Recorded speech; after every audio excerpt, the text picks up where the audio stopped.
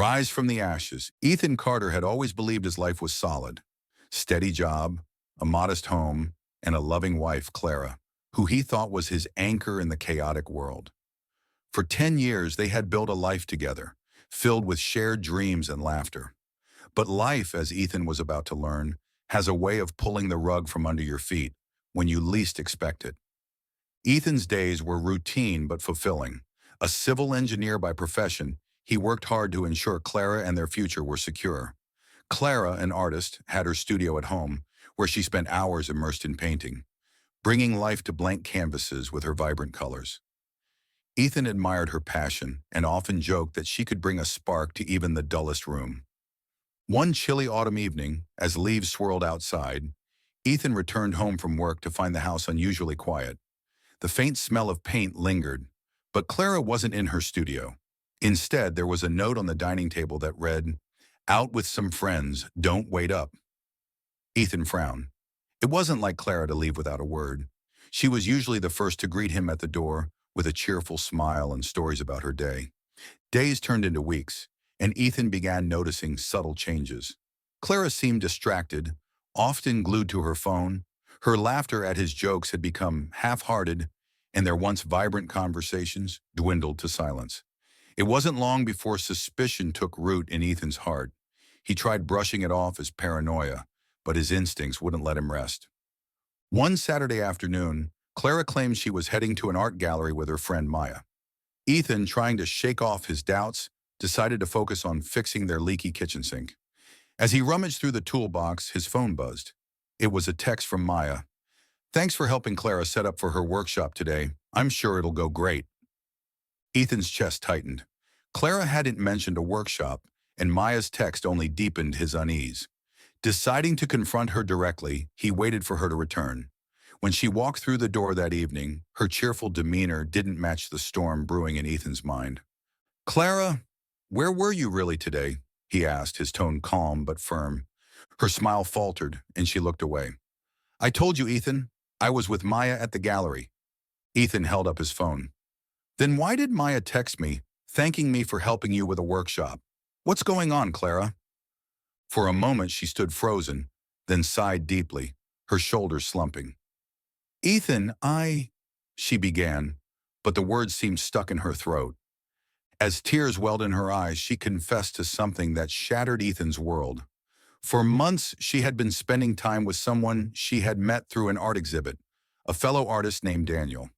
"It wasn't planned," she insisted. "I never meant for it to happen, but he understood me in ways I felt you didn't anymore." Ethan's heart sank. "Clara, I've always supported you. I've worked hard to give us a life where you could follow your dreams. How could you do this?" "I know, Ethan, and I hate myself for hurting you," she said, her voice trembling. "But somewhere along the way, I felt like we stopped connecting. I felt invisible." Ethan didn't respond. He was too stunned, too hurt to process her words. Without another word, he left the house, needing space to think. The next few weeks were the darkest of Ethan's life. The betrayal cut deep, and he struggled to find meaning in the fragments of his broken marriage. Clara moved out temporarily, giving Ethan the time he needed. Friends and family offered their support, but Ethan felt like he was drifting in a sea of confusion and anger. One day, while sorting through some old boxes in the attic, Ethan stumbled upon a scrapbook Clara had made during their first year of marriage. It was filled with photos, handwritten notes, and little mementos from their early days together. Each page was a testament to the love they had once shared. Flipping through the pages, Ethan realized something important. While Clara's betrayal was inexcusable, he too had been complacent. Their relationship had become routine, and he hadn't noticed her struggles. Fueled by a need to rise above the ashes of his broken heart, Ethan decided it was time to rebuild, not just his life, but himself. He enrolled in a woodworking class, something he had always wanted to try but never had time for. He started running every morning, letting the fresh air clear his mind and renew his spirit. As weeks turned into months, Ethan began to feel like himself again. The hurt didn't disappear, but it became a part of him, a scar that reminded him of his resilience. Clara reached out several times, apologizing and expressing a desire to work things out.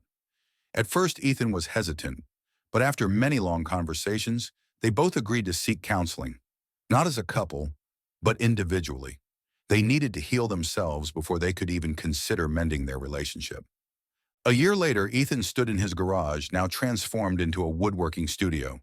On the workbench lay a beautifully crafted wooden frame, which he had made for one of Clara's paintings. It was a small gesture, but one that symbolized the progress they had made. Clara walked in, holding a tray of tea. "It's beautiful," she said, admiring the frame. "Thank you," Ethan replied, a hint of a smile on his face. Their journey back to each other wasn't guaranteed, but they were both willing to try. Whether they succeeded or not, Ethan knew one thing for certain. He had risen from the ashes of betrayal, stronger and more grounded than ever before. Life, he realized, wasn't about avoiding the flames, but learning how to emerge from them with grace and purpose.